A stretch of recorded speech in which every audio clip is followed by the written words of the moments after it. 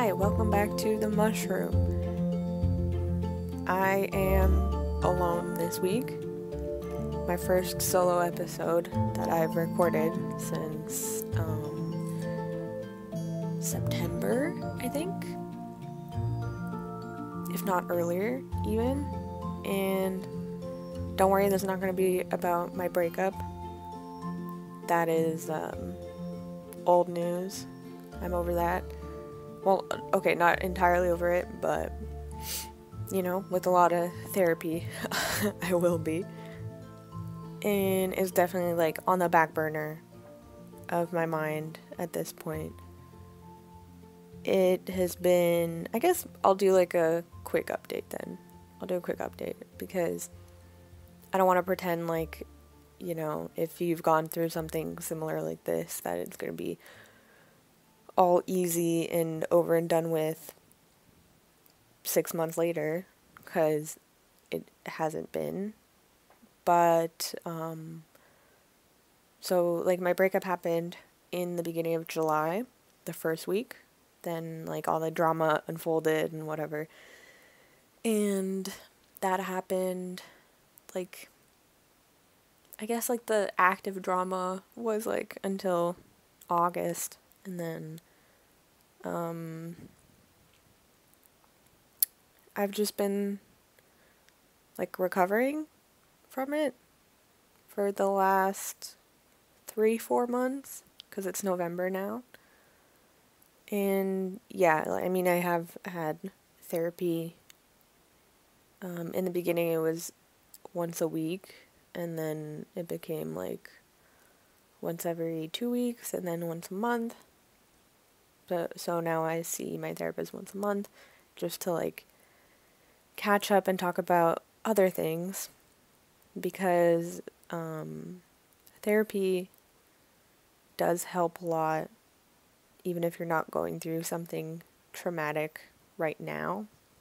I think that's why I think like it should be an option for everybody, regardless of what you're going through, because it helps to like just make yourself better. You know, I think people who go to therapy are more aware of the things they say to other people, the way that they act, their behavior, their thoughts especially, and that helps like you. So again, as I said in the first episode, if you're on the fence, I definitely recommend looking into it.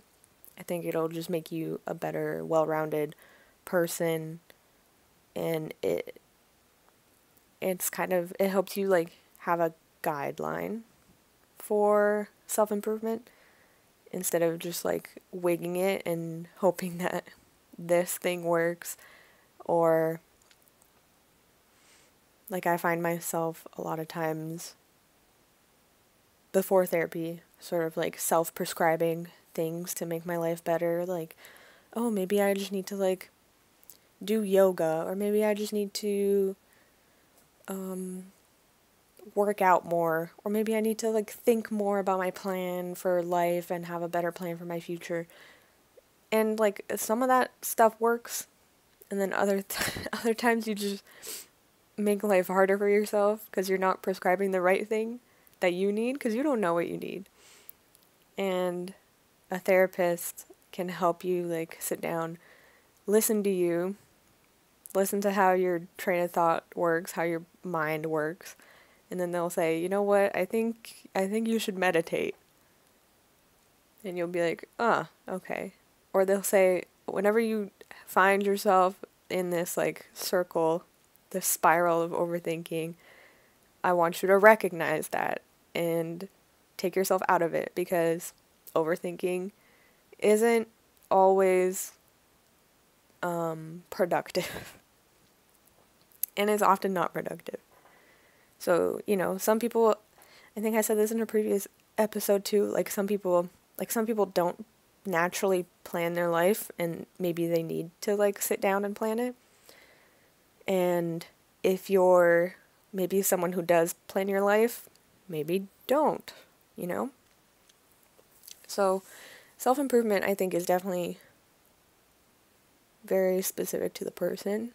and if you want like a better guideline, I think therapy is a good option. So anyway, sidetracked to therapy for now, but now back to my recovery process. I think focusing on my work has been really beneficial to me because I did kind of put that on the back burner when my relationship was the focus of like my day-to-day life. So now I'm focusing more on my career, and that's sort of like what I want to talk about for this episode. We'll talk about that after this life update. I did like talk to a few guys here and there to like try to get back into like the dating field or whatever. But that, I don't know, like I'm not that kind of person.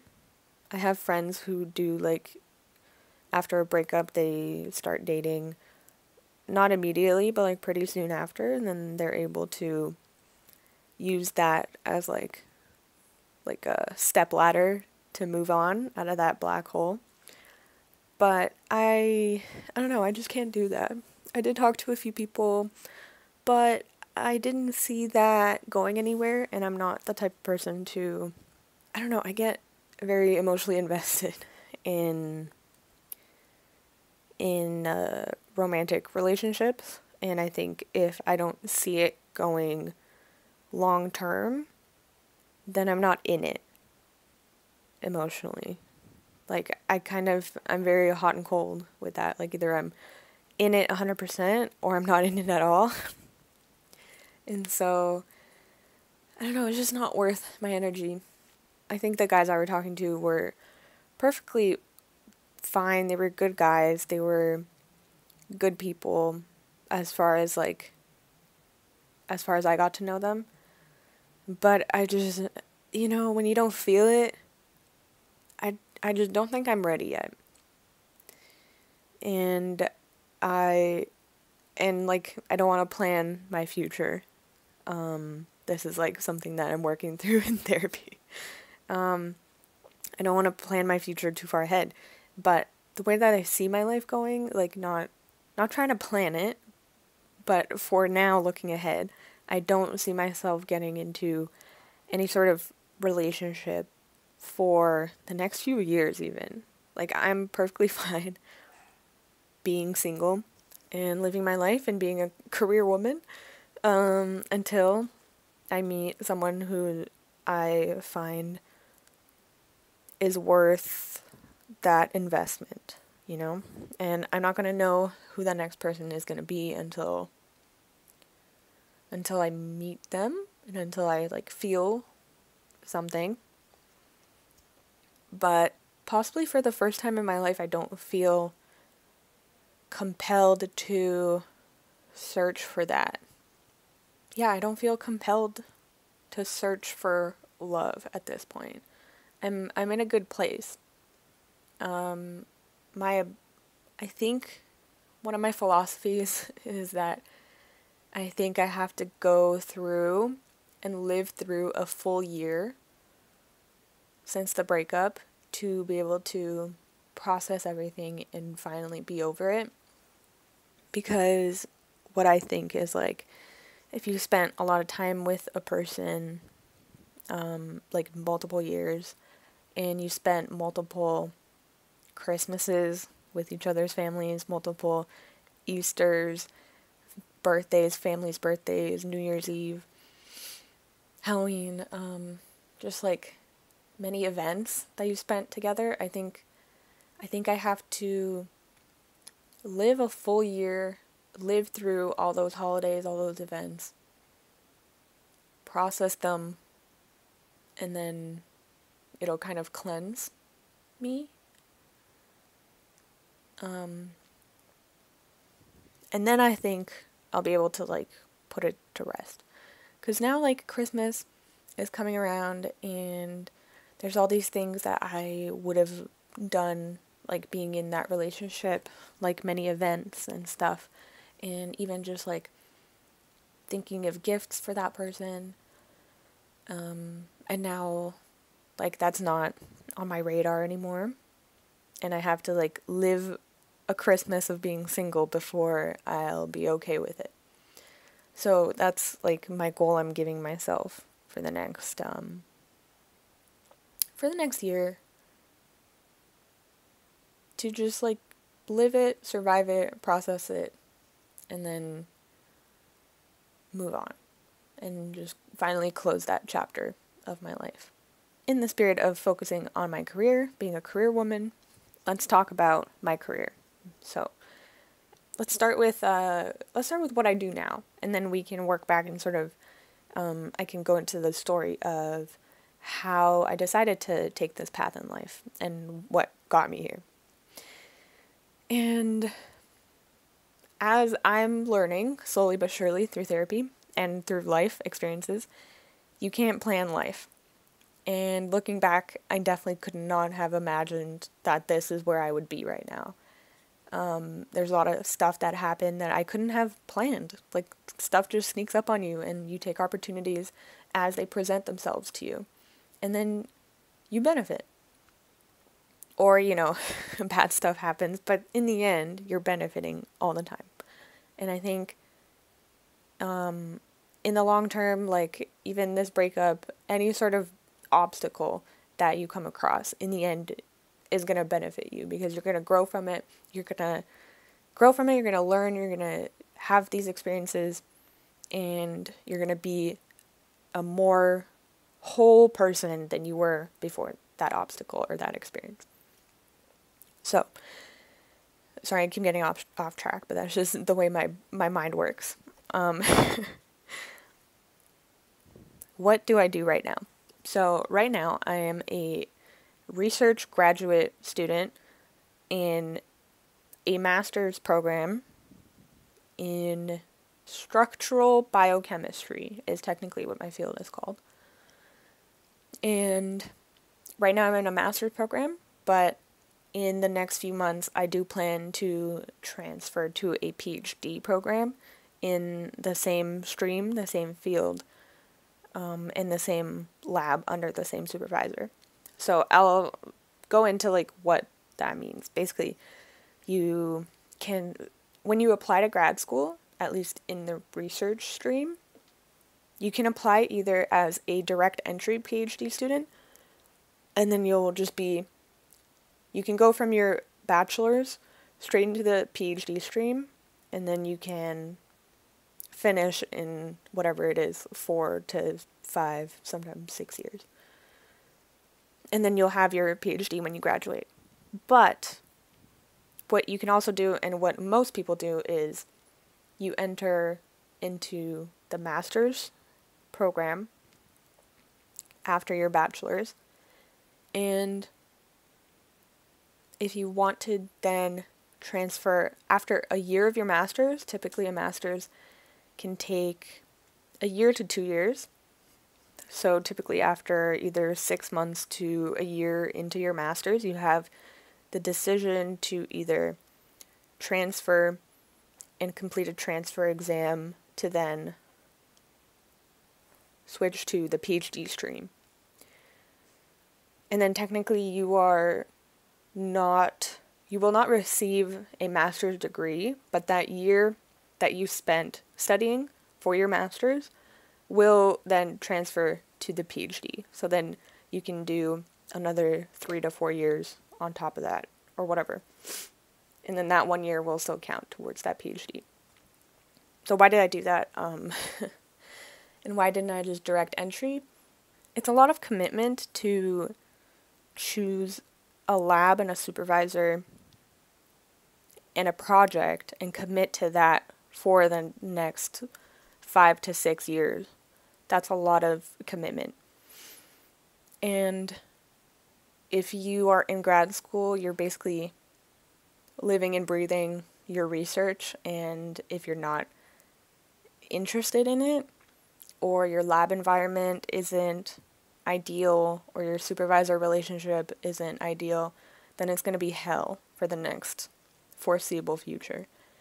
I wanted to use that 1 year of doing my master's to get a better sense of what my lab environment would look like, what my project would be, and then I would switch, and I would be confident in that decision to then commit the next 4 years. And there's really no difference because in the end you do end up with a PhD degree either way. It's just if you didn't like the lab environment, you could graduate, finish with your master's, and then apply to do your PhD in a different lab. Or you could do it in the same lab even after graduating with your master's.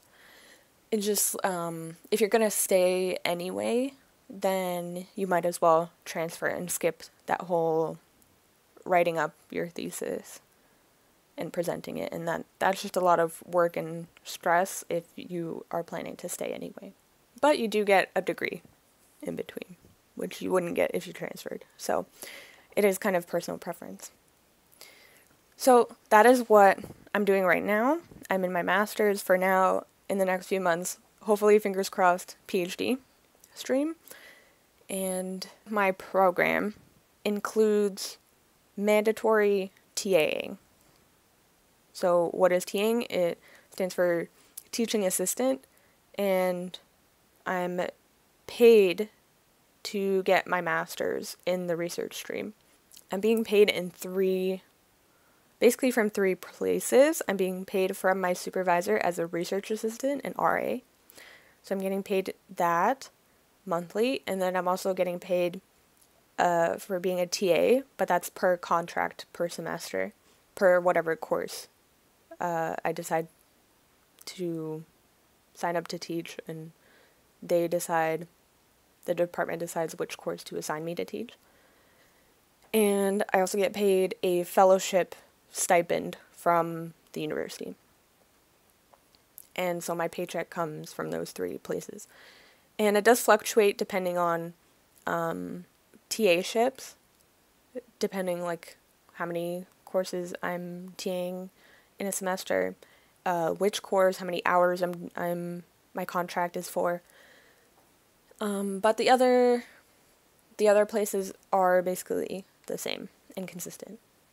It's not a lot of money. It's not tons of money where you'll see a TA contract and you'll think, oh, they're getting paid like however much money per hour. That's so much money. They must be so rich. But really, that is to balance out the RA payment, which we do spend most of our time doing. And that is barely minimum wage because we're expected to basically do that full time, but we don't get paid full time for it. So then the TA-ship does cover that so that we can get paid what is minimum wage. And then also we have to pay tuition because we are getting paid to do our master's, but we still have to then pay the tuition. So either the tuition does come out of our paycheck or we get paid and then we're expected to then pay our tuition manually. So that's sort of what goes on like behind the scenes.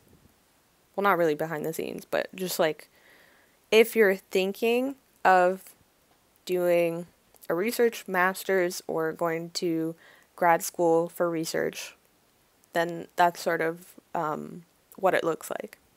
And so the RA situation, the research part of it, you get assigned a project from your supervisor, and then that's the project that you'll spend your next however many years researching, and then at the end you'll write up a thesis, and it'll be basically like your life's work up until that point.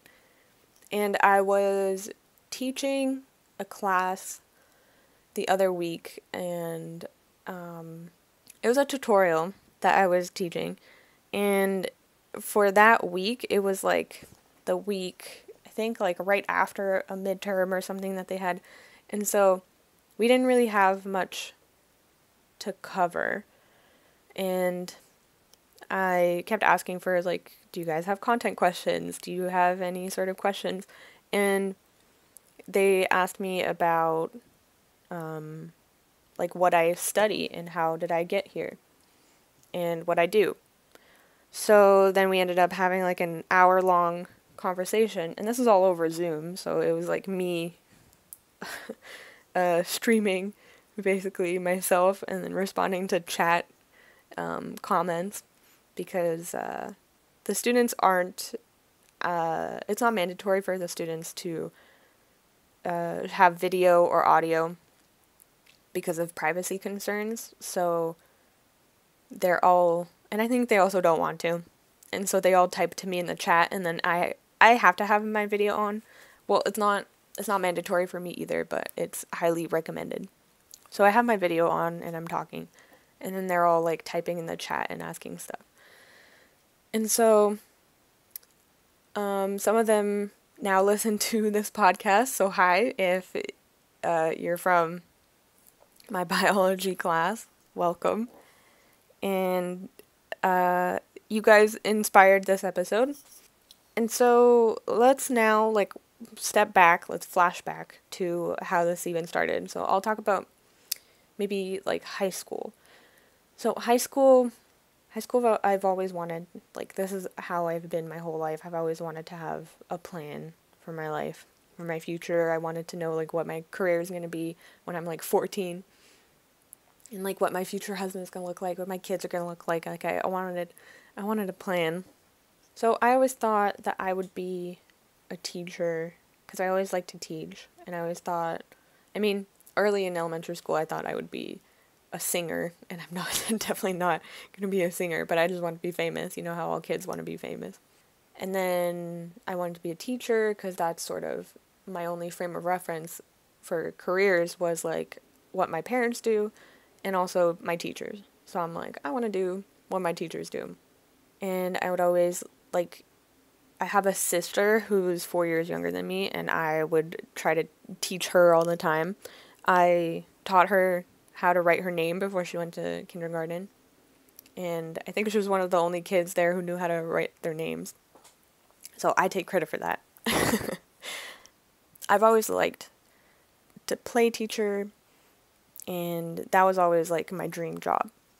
But then as I got older, I realized how much teachers are actually,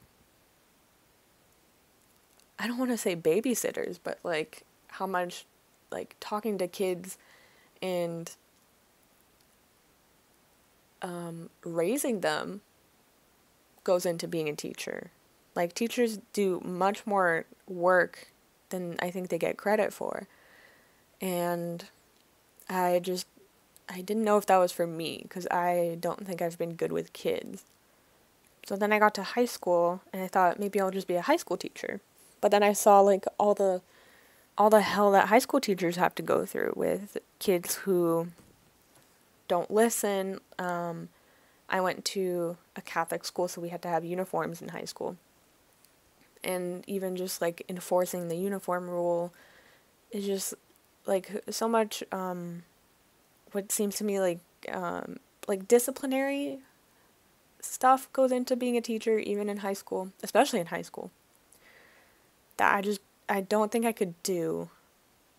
Maybe until I have my own kids, but it just like teachers just have such a difficult job, and I just didn't know if I was cut out for it.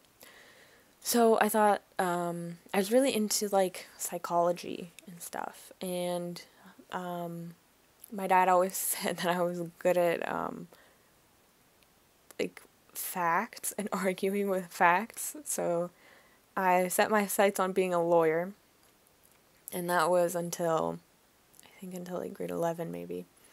So I always said like I want to be a lawyer. I'm going to go to law school, but then I looked up like, okay, like you can't go to law school straight out of high school, so you have to major in something first. So, and I read that really you can major in anything to get into law school. So I was like, I'll just major in what interests me, and then I'll apply to law school and we'll see what happens. So what interested me back then was psychology. I really liked it, and even in grade 10 we have like a careers class where you're taught like how to write a resume, and you take a lot of personality quizzes to like determine what your future job is going to be. And I would always get judge or lawyer. And judge was always like my number one.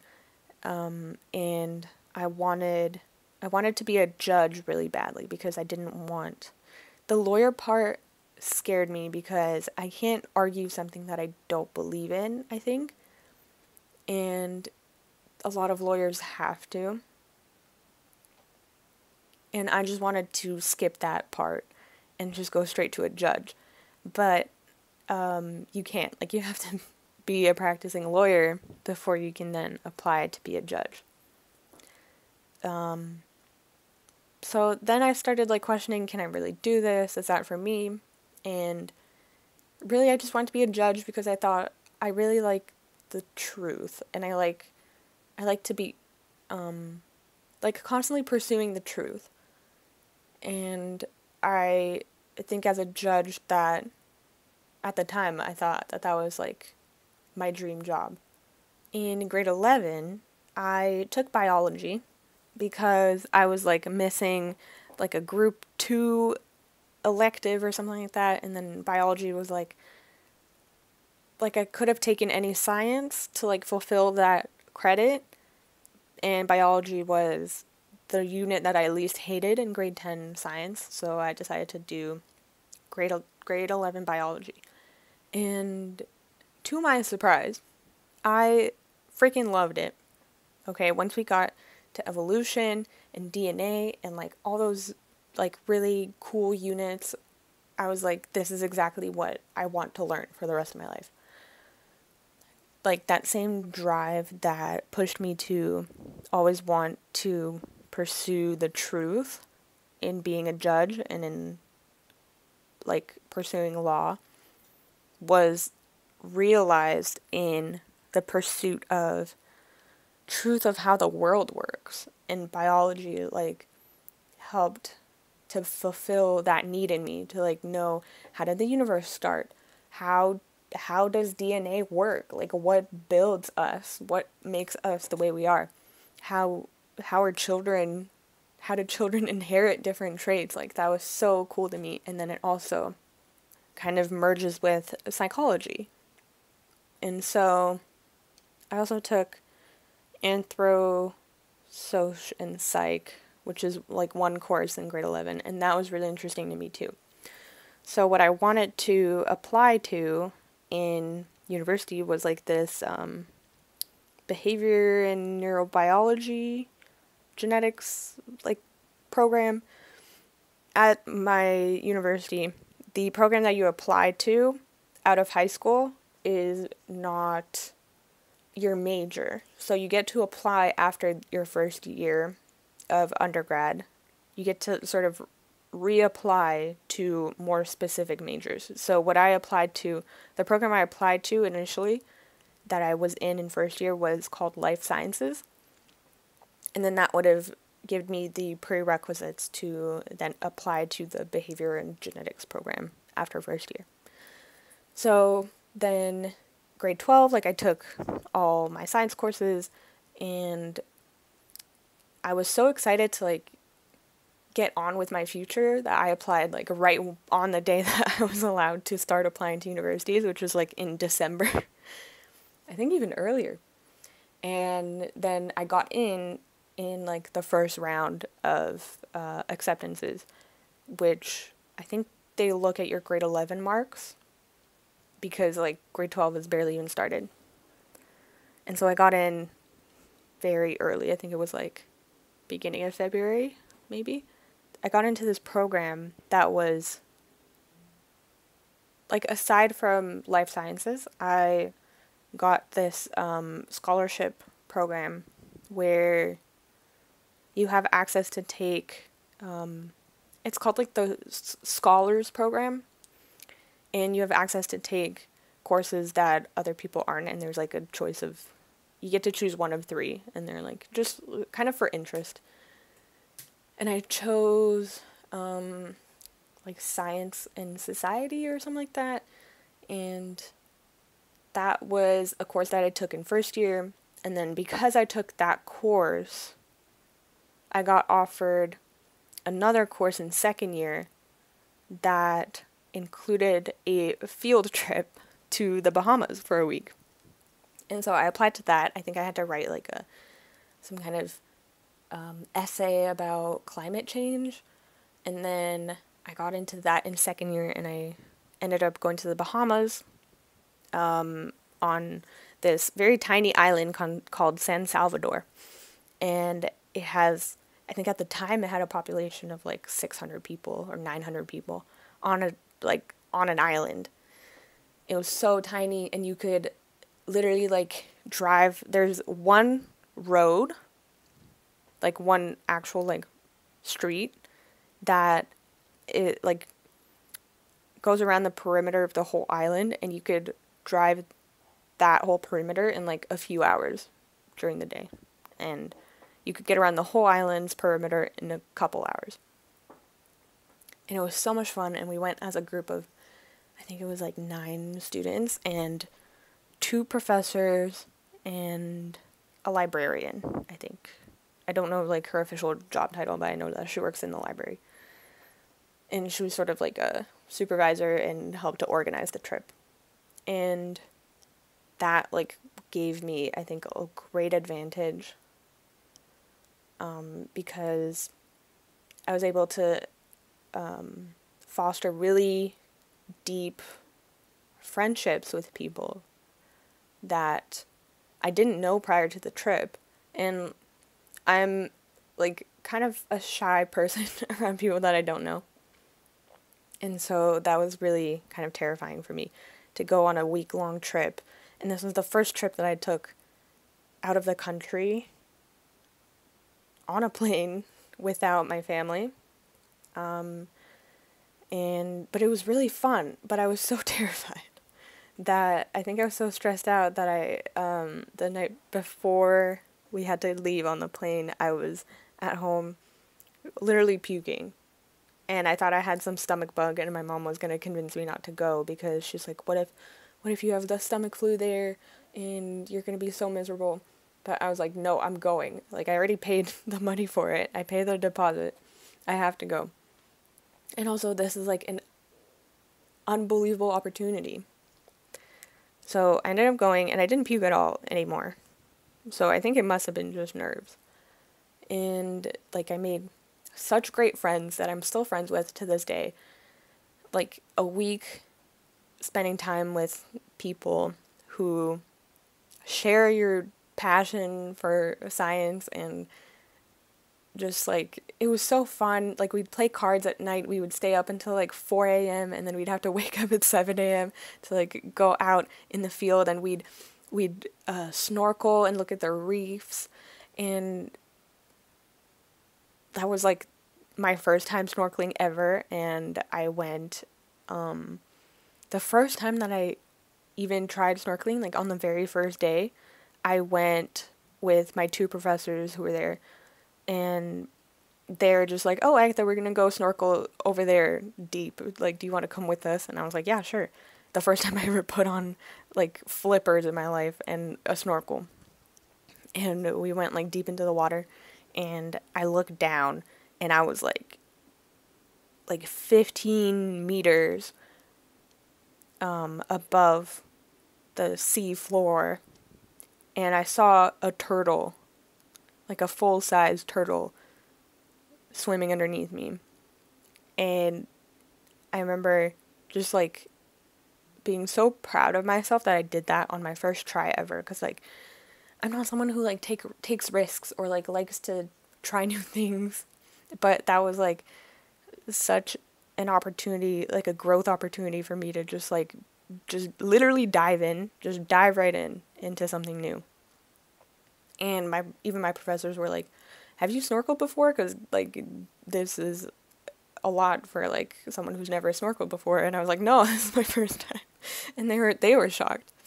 So yeah, that was really fun. And then that whole trip also gave me that opportunity to get to foster these one-on-one personal connections with professors, which is really hard to do in undergrad because class sizes are like 200 to 500 people, and especially in the first couple of years.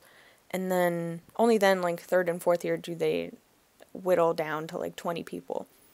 But I think that was a great opportunity, and I'm, like, forever thankful for that.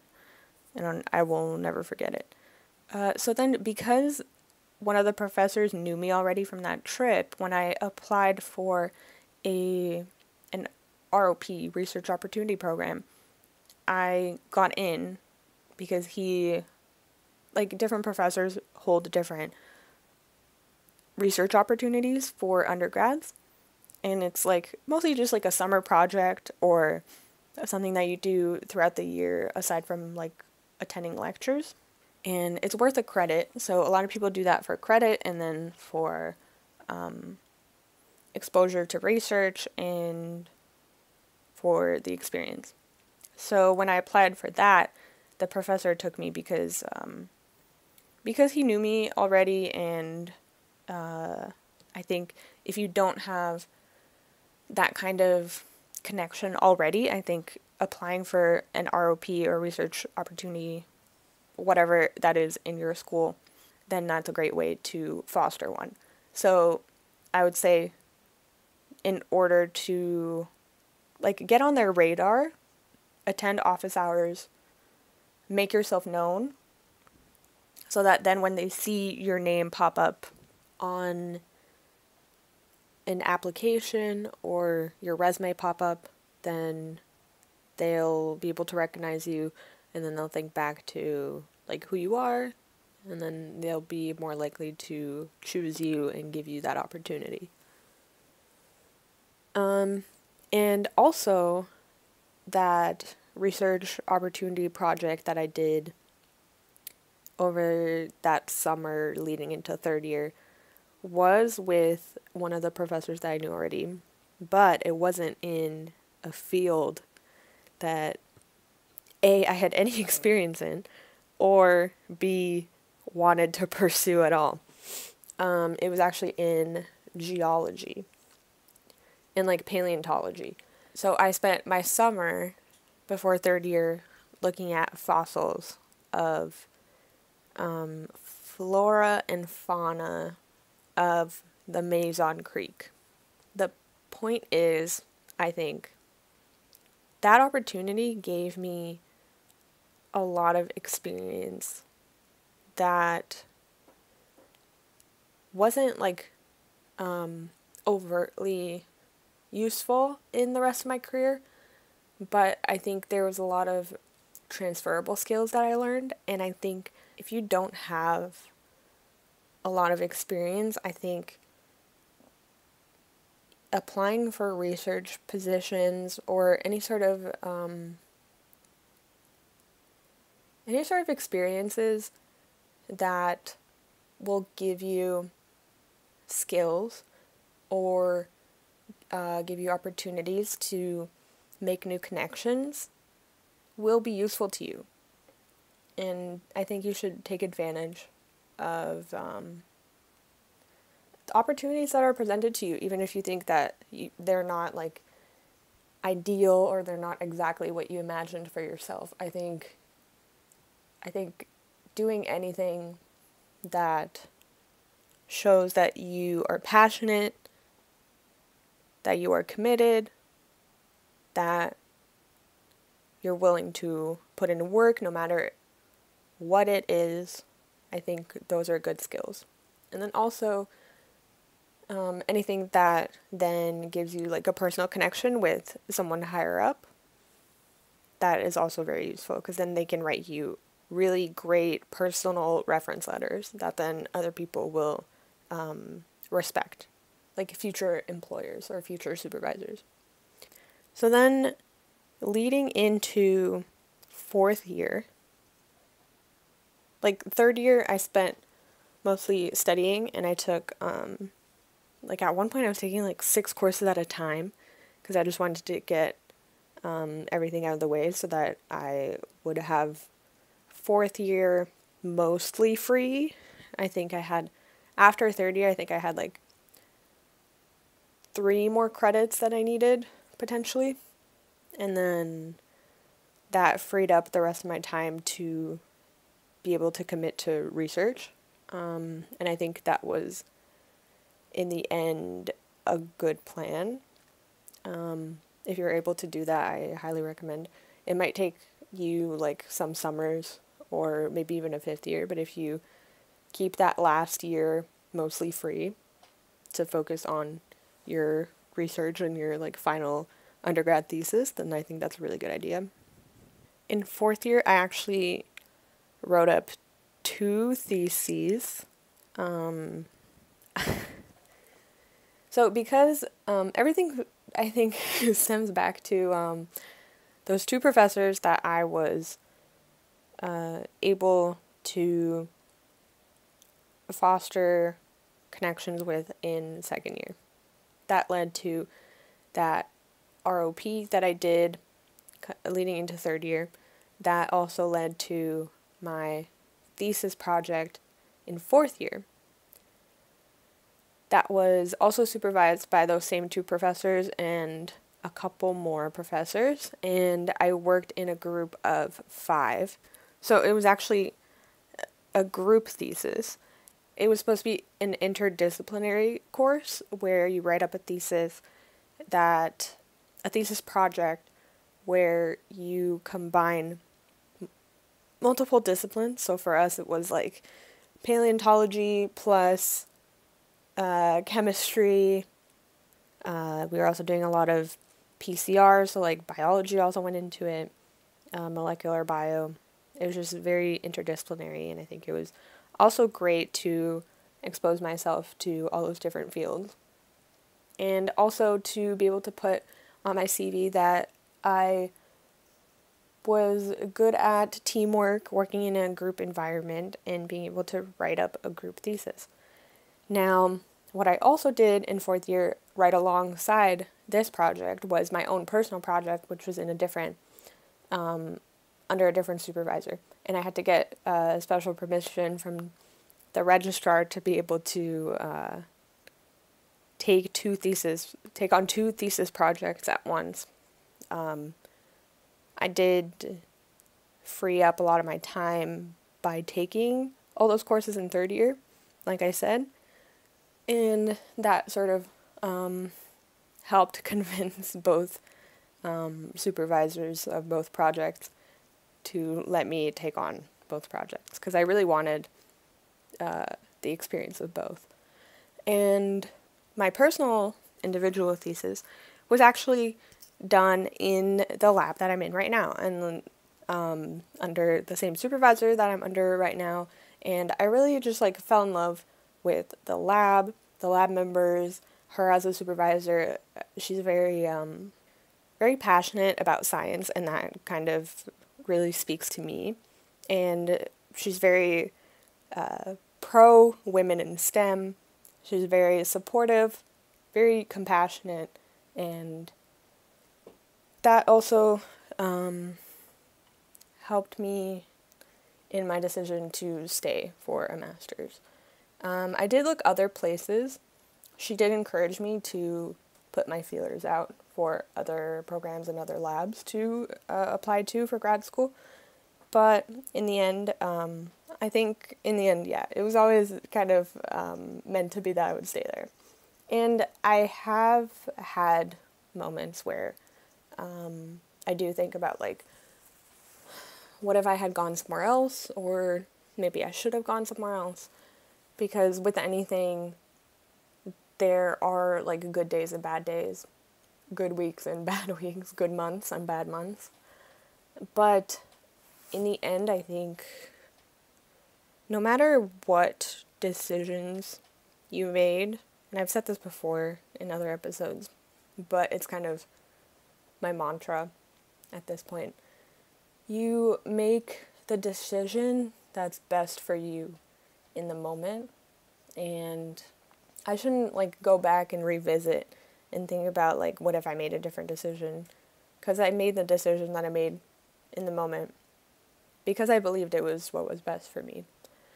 And the only thing I can do now, because I can't go back in time and I can't change my decisions, the only thing I can do now is make the most of what I have and make the best decisions that I can make right now.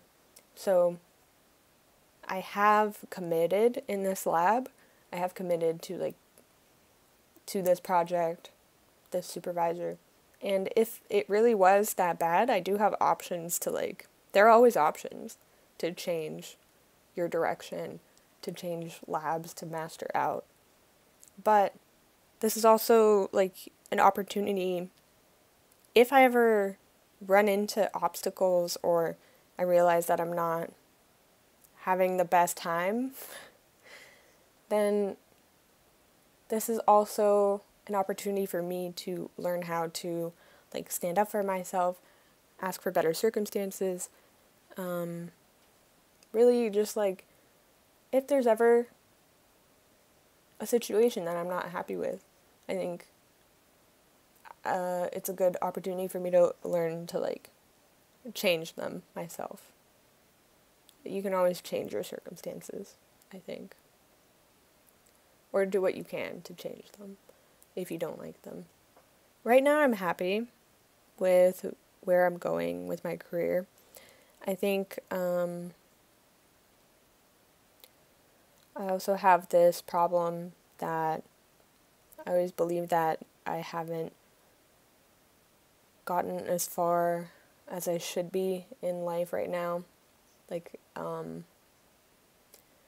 Kind of like imposter syndrome, but also, I don't know if this is specifically that or a subset of imposter syndrome.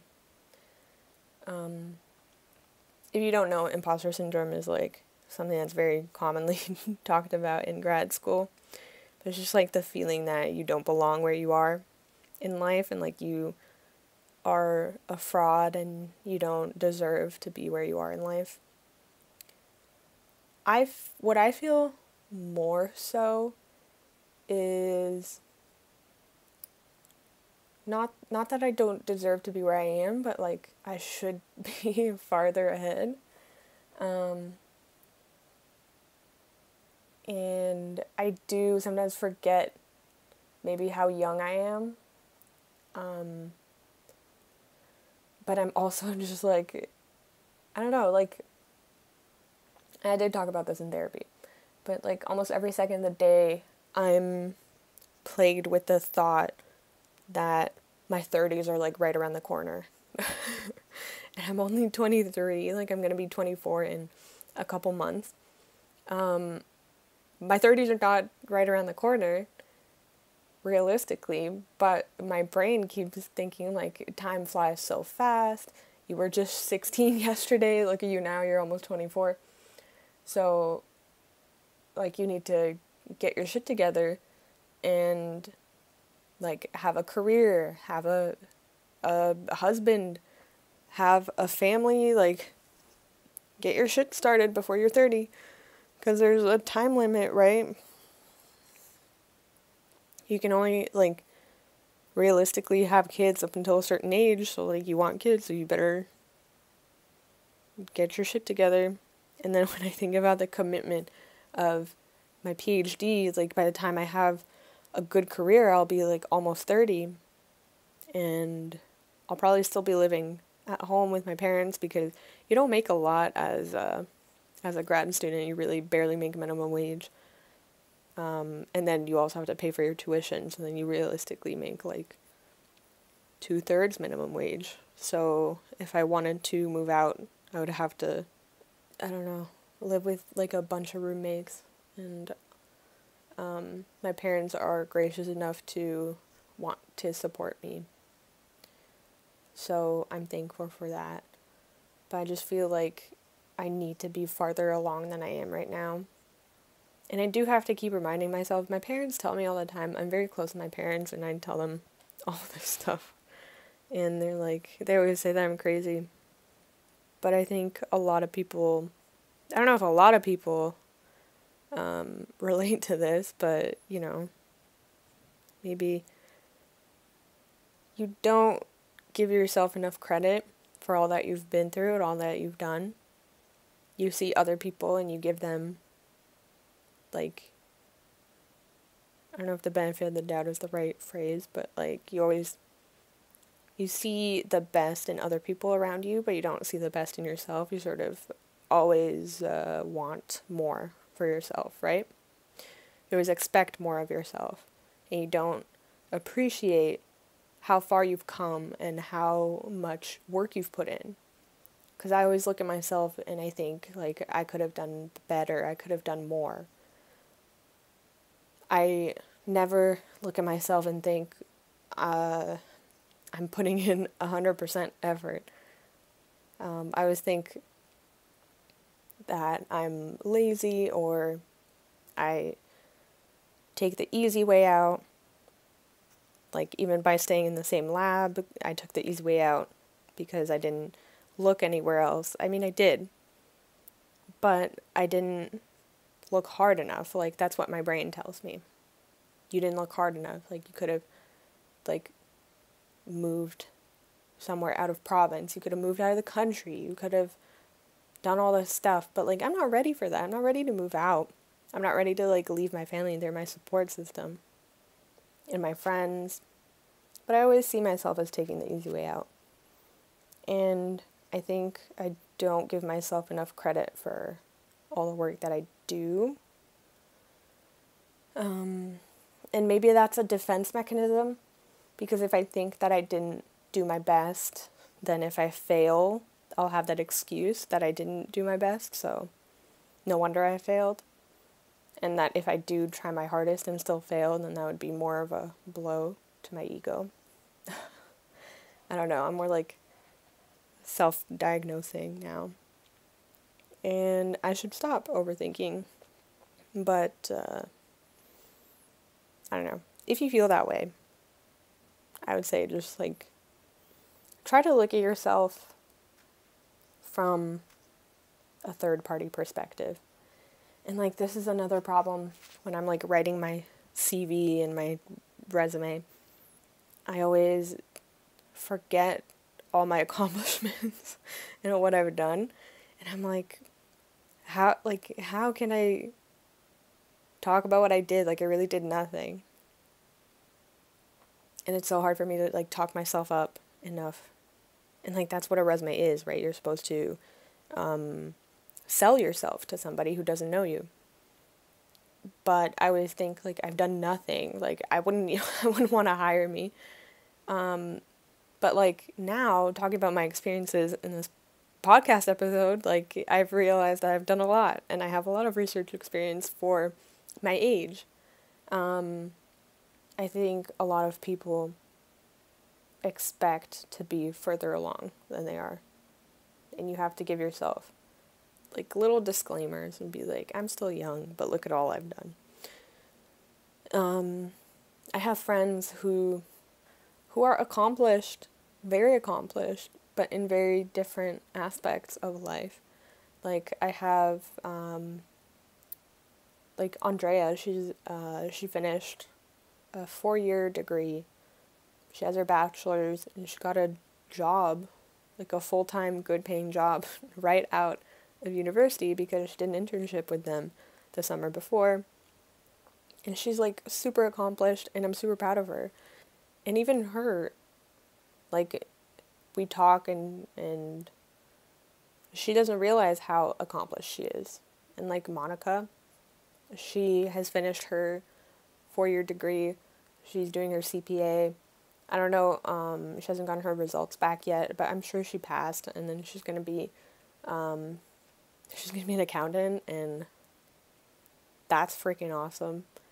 But we're always gonna see our own faults more than a third-party person is gonna see them. I have friends who are married and have kids. Like, people that I went to elementary school and high school with already have, like, a husband and children. Like, I have a friend who has 2 kids. And that's, like, honestly my life dream. And the fact that they've already accomplished that in life, I am a little bit jealous. And then I look at myself and I'm like, oh my God, I'm not going to be able to get married or have kids until I'm, like, 35. But that's also just, like, me seeing my shortcomings. And then I'm sure that they have their rough days. And they also, probably don't see the beauty in their lives.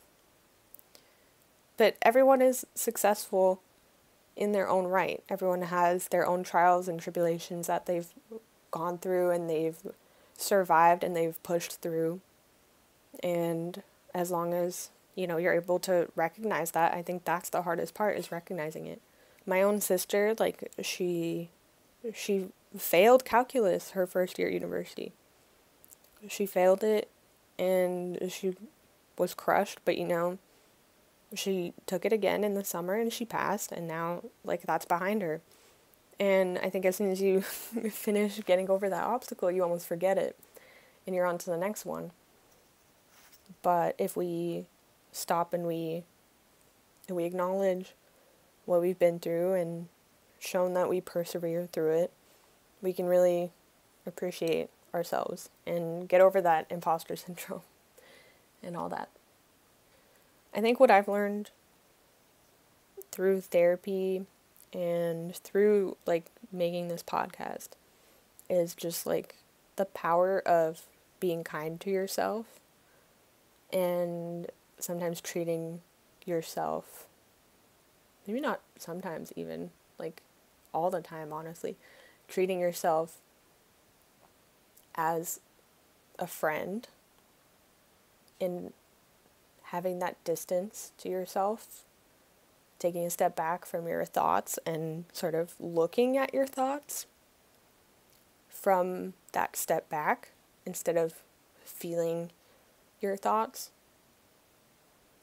Just take a step back, look at what you're feeling, look at what you're going through, look at where you've come, how far you've come, and appreciate it, and give yourself credit. Because you would do that. You would do that for someone else, a friend or a stranger. So do that to yourself and give yourself that love. Because I think that will get you very far. This is a short episode. I think because I'm by myself, I tend to ramble and then get to the point pretty quickly. So, sorry if you had carved out an hour and a half of your day to listen to the new episode of The Mushroom, but I think we're going to keep this to an hour. If you have any topic suggestions or any questions or anything that you want me to discuss, please feel free. Don't be shy, because it is anonymous. Click the link in the description of this episode, and you can fill out a Google form that I have set up, and that one is anonymous. And then there's also an Anchor link where you can ask a question, and that'll be audio, an audio submission. If you're interested, there's also podcast merch. We have merch in collaboration with my good friend and lab member, Sarah Quayle SQ Stitches. We have a very cute mushroom plush. It's called the Mush plush. And I need to get myself one. I don't have one. But it's super cute. Andrea bought one for herself, and she sent me pictures, and it's freaking adorable. It has a little butterfly pin that is removable. You could put it wherever you want, or you leave it on the mushroom. If you prefer these episodes with subtitles or captions, I have a YouTube channel, and the YouTube automatic captions are pretty decent. They're not 100%, but they're very easily accessible and they're free, and I don't have to sit out for hours and type out captions for my own podcast. So if you like that, go ahead and watch them on YouTube. I'm a little bit behind on posting episodes there. I think the last one I have posted is episode 7 maybe. But I will get back up to date with those. And follow on Instagram at The Mushroom Pod. And that's where I post episode updates or anything. Like, if you're wondering where is a new episode this week, head over to the Mushroom Pod Instagram. There's also a link somewhere on my Anchor page. And usually I'll say there, like, whether I'm too busy to post an episode or something. I think I'll keep new episodes to once every other week. Depends, because this time of year is usually very busy with school and stuff. I have a lot of assignments and midterms to mark. That being said, have a great 2 weeks. Good luck with everything that's going on in your life. And thanks for listening. You're great. Be your own friend. All that stuff that I always preach about. And I'll see you next time in the mushroom.